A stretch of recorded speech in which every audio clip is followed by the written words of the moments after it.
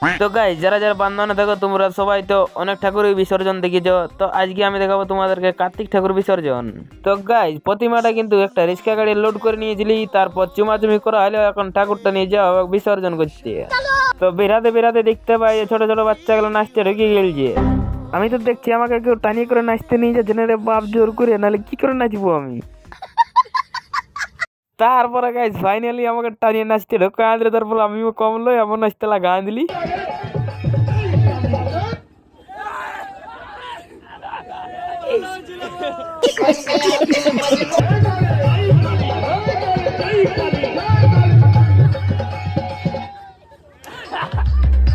नहीं तो जा रहे जा यार तू।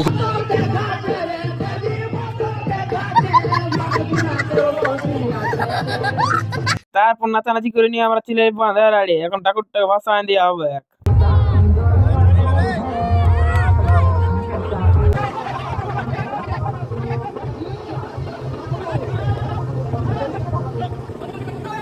তো ঠাকুর ভাষা তো কমপ্লিট, তখন আমরা চলে এলি খিচড়ি খাতে।